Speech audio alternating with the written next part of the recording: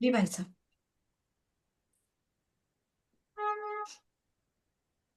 नमोकार मंत्र।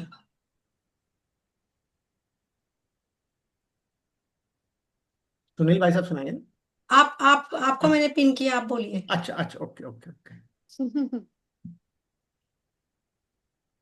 नमो सब लोग म्यूट कर लें, बाकी सब लोग म्यूट कर लें प्लीज। अरिहन्ताम् नमो सिद्धानम् नमो आयर्यानम् नमो झायनम् नमो लोए सब साहुणम् ऐसो पंच नमोकारो सवै पावपनाशनो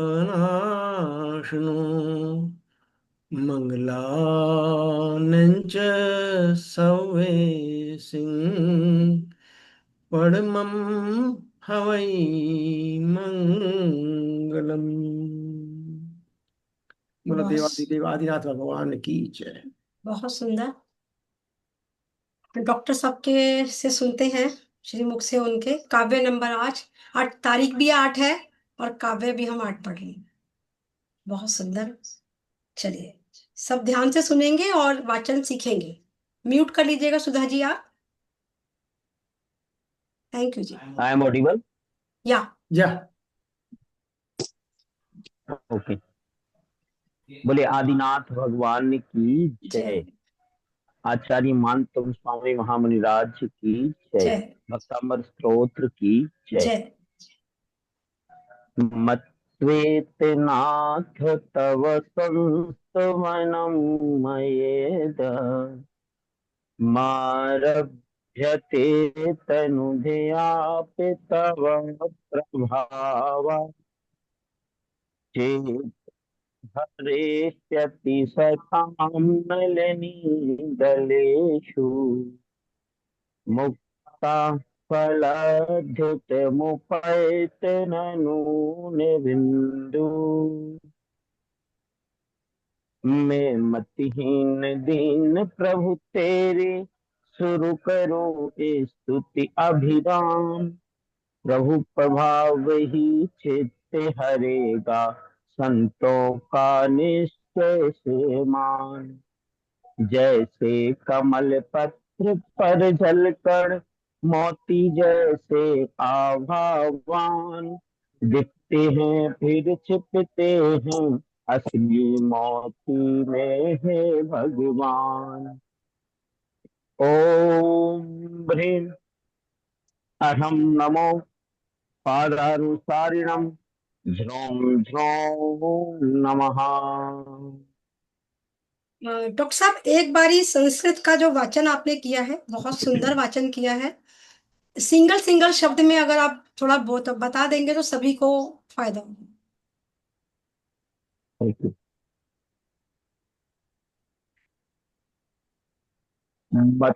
मद्वेतिनाथ तव संसेवनं मयेद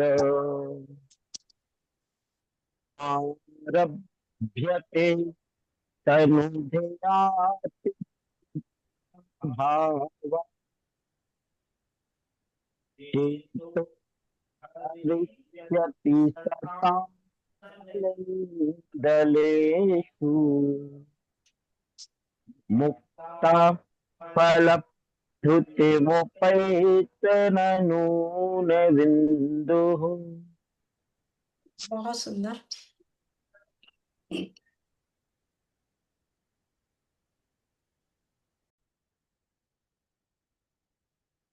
समझते हैं काव्य नंबर 8 के महत्व को। इस श्लोक को पढ़ने से हमें क्या क्या बेनिफिट होते हैं। कोई हमारा शत्रु है और हम चाहते हैं उससे हमारी शत्रुता खत्म हो जाए, तो इस श्लोक का वाचन हमें करना चाहिए। जीवन में ऐसा लगे हमें कि हमें जीवन में परेशानियां आ रही हैं, दीदी आवाज ही और नहीं आ रही है।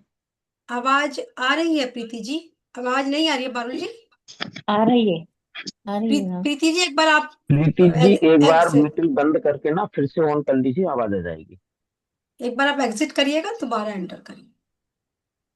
दीदी स्टार्टिंग से बोल दीजिए, रिकॉर्डिंग में फिर डिस्टरबेंस आएगी। जीवन में कोई परेशानी आ रही है, परेशानी शारीरिक रूप से, किसी को लकवा हो गया, किसी को किसी पर्टिकुलर बॉडी पार्ट पर असहनीय पीड़ा है कि मेरा ये शरीर असहनीय, मुझे दर्द हो रहा है, या किसी को स्किन से रिलेटेड कोई भी इशू है, या किसी को संतान नहीं हो रही,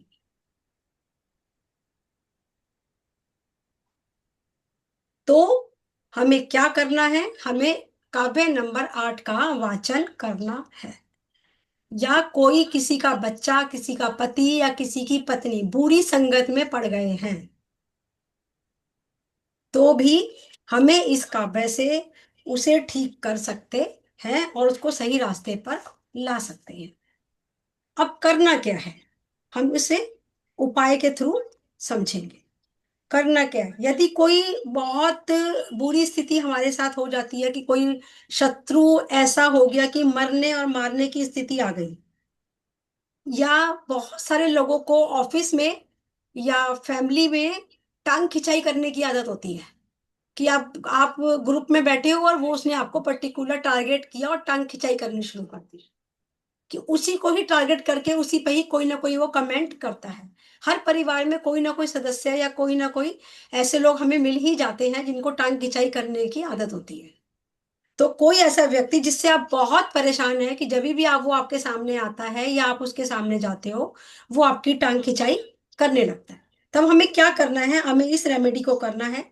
थोड़ा सा भीमसेनी कपूर लेना है और 4 फूल वाली लौंग हमें लेनी है। उसे एक मिट्टी के दीपक में डालकर हमें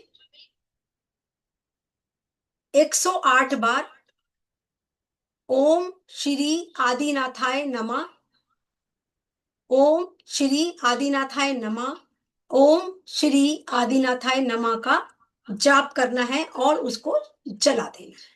उस व्यक्ति को सोचते हुए जिस व्यक्ति से आप परेशान हैं, जो आपकी टांग खिंचाई करता है या आपका शत्रु है। इसके अलावा इसके लिए हम एक जाप और कर सकते हैं, ओम भैरवाय नमः। अगर कोई भैरव जी पर भैरव जी को मानता है, तो भैरव जी भी इस रेमेडी में, इस उपाय में बहुत सहायक है। तो हम ओम भैरवाय नमः का भी जाप कर सकते हैं। और आपको ये उनको मन में ध्याते हुए यह बोलना है कि हे प्रभु, हे आदिनाथ प्रभु, हे भैरवनाथ, जो मेरी पीठ के पीछे मेरा शत्रु है वह मेरा मित्र बन जाए। ऐसा हमें 9 बार बोलना है। मेरा जो शत्रु है उसका नाम लेते हुए, उस शत्रु का या जो टांग खिंचाई करता है उस व्यक्ति का नाम लेते हुए आप ये बोलेंगे कि वह व्यक्ति मेरा मित्र बन जाए। ठीक है? ऐसा हमें स्मरण करना है कि बन जाए, ऐसा हमें 9 बार बोलना है। जो दीपक के अंदर जब हम उसको जलाएंगे तो उसकी राख बन जाएगी। अब आपने क्या करना है? उस राख का रोज टीका लगाना है। उस राख का रोज टीका लगाना है। जो आदिनाथ की जाप करेगा वो आदिनाथ भगवान को स्मरण करते हुए बोलेगा कि वह मेरा मित्र बन रहा है, वह मेरा मित्र बन रहा है, वह मेरा मित्र बन रहा है। और जो भैरव जी की जाप करेगा वो बोलेगा, हे भैरव जी, वह मेरा मित्र बन रहा है। उस राख जब तक खत्म नहीं होगी तब तक हम रोज टीका करेंगे। उसके बाद दोबारा से पुनः उस राख को दोबारा से बनाएंगे और दोबारा से इसको करेंगे। इसको हमें डेली के अंदर करना है। इसी से रिलेटेड एक उपाय और दे रही हूं, वो भी लिख लीजिएगा। कोई व्यक्ति आपको बहुत परेशान कर रहा है, चाहे कोई व्यक्ति हो, चाहे वो कोर्ट केस का मामला हो, या किसी से हमारा पड़ोसी से या किसी रिश्तेदारी में हमारा वाद विवाद चल रहा हो, तो जिससे वाद विवाद होगा तभी भी आपको परेशानी आएगी, कोर्ट केस होगा तभी भी परेशानी आएगी।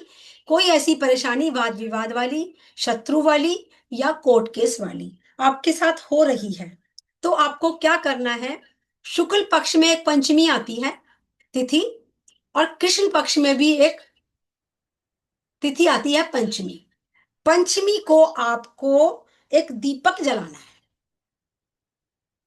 सरसों के तेल का आप दीपक जलाएंगे। शाम के समय जब दोनों समय मिलते हैं उस समय उस दीपक को प्रज्वलित करना है, और मंत्र लिख लीजिए, ओम वाराही देवी नमः।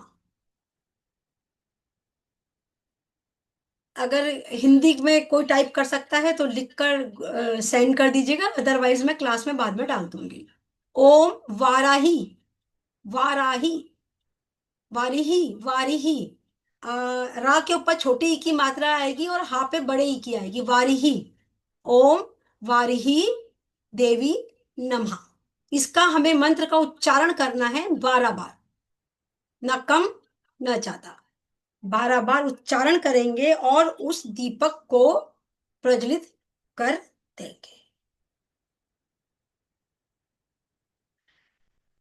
अगर किसी को शरीर में बहुत पीड़ा है, किसी को शरीर में बहुत पीड़ा है, कहीं पेन है, कोई फोड़ा फुंसी हो गया, कहीं पर कुछ भी हो गया, तो क्या करना है, हमें नमक के छोटे से छोटे छोटे 7 टुकड़े ले लेने हैं। छोटे छोटे से साबुत नमक जो आता है ना, उसके छोटे छोटे से हमें 7 टुकड़े लेने हैं, और 108 बार हमें रिद्धि मंत्र का वाचन करना है। और जहां भी हमें बॉडी के जिस पार्ट पर भी हमें पीड़ा है उस से झाड़ना है, उस 7 नमक की डली को लेकर ऐसे उसको झाड़ना है। जैसे उतारा करते हैं ना, ऐसे उस स्थान का उतारा करना है। उस स्थान का उतारा कर कर उसको आप घर से बाहर थ्रो कर देंगे। वाराही नहीं है, वारी ही है, वारी ही। रा के ऊपर छोटी ई और हा के ऊपर बड़ी ई। रा वाला जो डंडा है वहां छोटी ई की मात्रा डालिए आप। वारिही देवी नमः। और अब हमें क्या करना है, संतान के लिए समझते हैं। अब जिनको संतान नहीं है और वो संतान चाहते हैं कि मुझे संतान हो, हमें करना क्या है, जिस जो भी उनके इष्ट हैं, जो भी उनके इष्ट हैं, उस इष्ट के मंदिर में जाएंगे और भगवान की जहां वेदी होती है उसकी साइड में खड़े होंगे, कान की साइड। कान की साइड खड़े होकर आप अपनी प्रार्थना बोलेंगे, जैसे हम किसी के कान में अपनी कोई बात कहते हैं, आपने भगवान के कान में बोलनी है। रुक। मोनिका जी आप म्यूट करिए अपनी बात। अब जैसे पुरुष तो भगवान के कान में बोल सकते हैं क्योंकि वो अभिषेक करते हैं, पर स्त्रियां तो भगवान को नहीं छू सकती, तो भगवान के बाहर वेदी में खड़े होकर जैसे हम किसी के कान में अपनी कोई बात कहते हैं, इसी तरीके से आपको बात बोलनी है कि हे प्रभु, हे दीनानाथ, आप सबका कल्याण करने वाले हो, मेरी भी गोद को भर दीजिए। ऐसी उनसे विनती और प्रार्थना करनी है। उसके बाद हमें एक जटा वाला नारियल, पानी वाला, जितना ज्यादा पानी होगा उतना अच्छा अच्छा होगा। आप अच्छा और बड़ा और पानी वाला नारियल लीजिएगा, उस पर स्वास्तिक बनाइएगा चंदन या केसर से, और भगवान से ये प्रार्थना करते हुए ये उनको अर्पित कर दीजिएगा। संतान का योग कब नहीं बनता, संतान का योग तब नहीं बनता, ज्यादातर आप केसेस में देखोगे जब शुक्र, जब गुरु कमजोर होता है। जिसका गुरु कमजोर होगा उसको संतान की प्राप्ति आसानी से नहीं होगी। पुरुष के लिए ऐसा माना जाता है। उनके आप देखिएगा अपनी पत्री के अंदर कि आपके हस्बैंड का गुरु कमजोर होगा, जब संतान का योग नहीं बनता। और स्त्रियों के लिए ऐसा माना जाता है कि उनका चंद्रमा कमजोर है और शुक्र कमजोर है। इसलिए अगर लेडीज में कोई प्रॉब्लम है तो आप उसकी रेमेडी करिएगा, इस रेमेडी के साथ साथ आपको वो रेमेडी भी करनी है।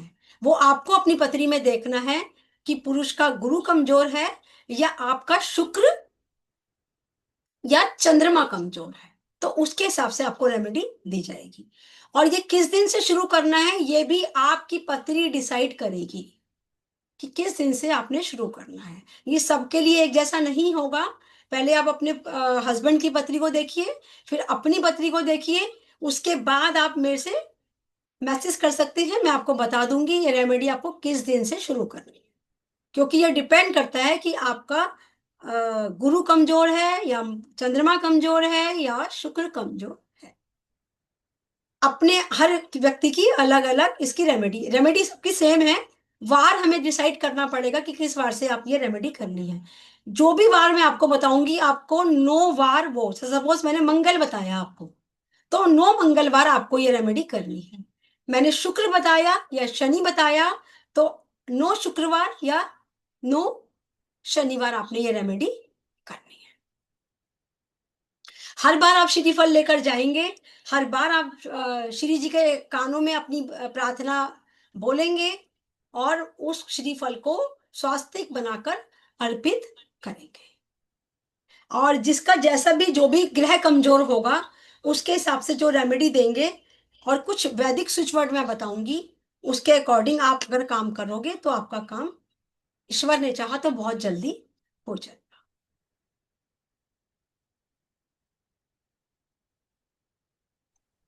ठीक है मैम। बोलिए यतिका। मैम एक काली मिर्च जो रखवाई थी आपने, उसका क्या करना है? जो बाउल में आपने काली मिर्च रखी है उसको आपने काव्य से मंत्रित कर लिया। उसको आप किसी डिब्बी में कोशिश करिएगा प्लास्टिक में ना रखें, कांच में रखें। वो मंत्रित आपकी काली मिर्च है। जब भी आप कभी किसी ऐसे व्यक्ति से मिलने जाएंगे जो आपको, आपका हितैषी नहीं है, आपका वेलविशर नहीं है, आपको नुकसान पहुंचा सकता है, आपका बुरा सोच सकता है और कर भी सकता है, पर बिजनेस में या परिवार में हमें फिर भी ऐसे बहुत सारे लोगों से मिलना जुलना पड़ता है, चाहते ना चाहते हुए भी हमें उनसे व्यवहार रखना पड़ता है। तो जब भी आप उनसे मिलने जाएंगे, अपने मुंह में उस एक काली मिर्च को दबा कर जाएंगे। एक एक करके 3 इसलिए रखवा दी है मैंने कि आप 3 रखिए, और अगली बार जैसे हस्बैंड जा रहे हैं या वाइफ जा रही है तो दोनों अपने मुंह में एक एक लेकर जाएंगी। उसके बाद वो कुछ भी कर ले, अगर वो कोई तंत्र मंत्र भी आप पर कर देगा तो ये मंत्रित काली मिर्च उस तंत्र मंत्र को वही काट देगी। और जब आप वापस आएंगे उस एरिया से, जब आप उस व्यक्ति से मिलकर वापस आ जाएंगे तो उस काली मिर्च को आप कहीं पर भी थ्रो कर दीजिएगा। अपनी जीभ के नीचे आप उसको रखते रहिए और उसको, जो उसका रस होगा ना, उसको सक अपनी बॉडी में करें। जितना ज्यादा आप उसको सक करेंगे और उसका रस आपकी बॉडी में जाएगा, आप यकीन करके मानिए आपकी बॉडी उतनी बलवान होगी। उस सामने वाले दुश्मन के लिए, उस सामने वाले शत्रु के लिए उतना आपको वो चाह कर भी कुछ बुरा नहीं कर पाएगा। अगर आपको ऐसा लगता है कि आपकी लाइफ में ऐसे बहुत सारे लोग हैं तो आप ज्यादा भी मंत्रित कर सकते हो, पर बहुत सारा ऐसा नहीं कि मुट्ठा भर के आपने मंत्रित कर ली। टाइम टू टाइम आप 3 रख लीजिए, 5 रख लीजिए, 7 रख लीजिए, 9 रख लीजिए। जब वो खत्म होने लगे तो फिर आप दोबारा से उसको मंत्रित करिए। आपको जितना 3 महीने का आप अपना हिसाब किताब बना लीजिए कि 3 महीने तक मुझे जरूरत ना पड़े। वो आपको अपना पता होगा कि मैं उस व्यक्ति से कितनी बार मिलने जाऊंगा, या वो जल्दी खत्म हो जाती है तो आप नहा धोकर इसको, जब आप मंत्रित करोगे काली मिर्च को, मॉर्निंग के टाइम पे करो। रात के टाइम पर इसको मंत्रित नहीं करना, इसको मॉर्निंग के टाइम पे मंत्रित करना। अब हम एक बीजाक्षर लेते हैं। त्वचा रोग, जैसे मैंने बोला स्किन का कोई इशू है, कोई ब्लड में इन्फेक्शन है, ये फोड़े फुंसी जितने भी होते हैं ये ब्लड इन्फेक्शन की वजह से होते हैं। तो अगर हमें बॉडी में स्किन का कोई इशू है या कोई ब्लड में प्रॉब्लम, ब्लड इशू कोई आ रहा है, या आजकल जैसे बरसात हो रही है, मौसम चेंज हो रहा है, तो हेयर इशू भी सभी लोगों को होगा, किसी को कम किसी को ज्यादा। तो हेयर इशू हो, तो आपने बीजाक्षर चैंट करना है कम, का कापे बिंदी, का कबूतर वाला, क कापे बिंदी, कम। कम की वाटर थेरेपी आप लीजिए, उसको जो स्किन की प्रॉब्लम है हल्का सा आप उस पर भी स्प्रिंकल करिए, हल्का सा, और उसको सिप सिप करके आपको पीना है। किसी को ब्लड मैम इसमें इन्फेक्शन, ये हेयर्स के लिए भी, आपने हेयर्स के लिए बताया है? हाँ हेयर के लिए बता, मैं सबका बता रही हूँ कैसे करना है। आपने इसको वाटर चार्ज कर लिया, और ब्लड इन्फेक्शन है तो सिप सिप करके पीना है। त्वचा रोग है, हल्का सा उस पर स्प्रिंकल करना है। बालों की समस्या है तो थोड़ा सा ऐसे हाथ पे लेके तेल की तरह से बालों में लगा लेना है, जैसे हम तेल लगाते हैं, ऑयलिंग करते हैं हेयर की, इस तरीके से वाटर की आपको ऑयलिंग कर लेनी है। ऐसे जड़े खोल खोल कर इस पानी को लगाना है जो आपने मंत्रित कर लिया। पर सारे गिलास के अंदर नहीं करना है आपको, जितना, जैसे तेल आप पूरी बोतल में तो यूज नहीं करते हो ना, थोड़ा सा अलग से निकालते हो, ऐसे ही अलग से हर चीज के लिए अलग अलग आपको लेना है। और किसी बच्चे को ब्लड इन्फेक्शन हो गया या किसी बड़े को हो गया तो आपने चाय की तरह से सिप सिप करके उसको, इसकी वाटर थेरेपी देनी है। दूसरा लिख लीजिएगा, किसी भी व्यक्ति को ब्रेन हेमरेज हो जाए, या किसी को वेरिकोज वेन्स हो जाए, वेरिकोज वेन्स की प्रॉब्लम आ जाए, या सिर में गांठ आ जाए,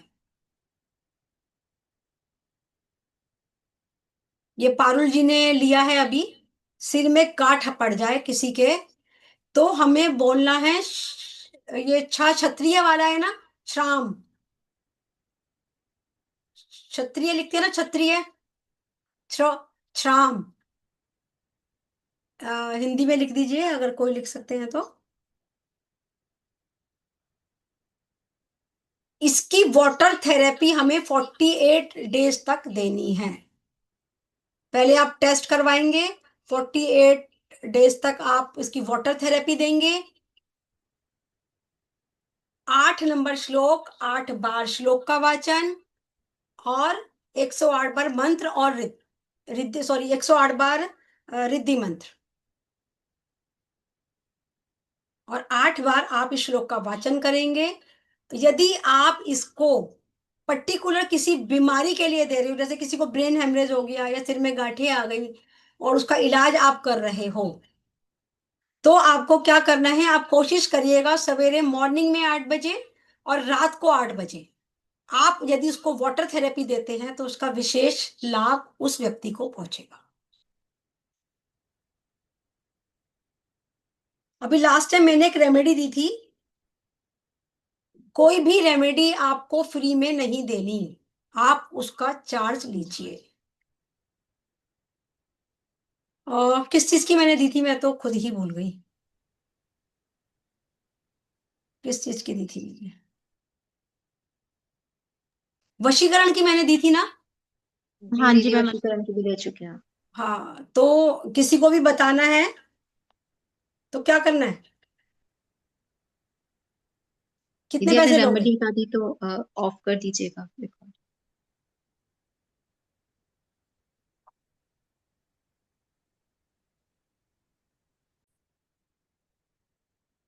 ओम नमः, ओम नमः, ओम नमः।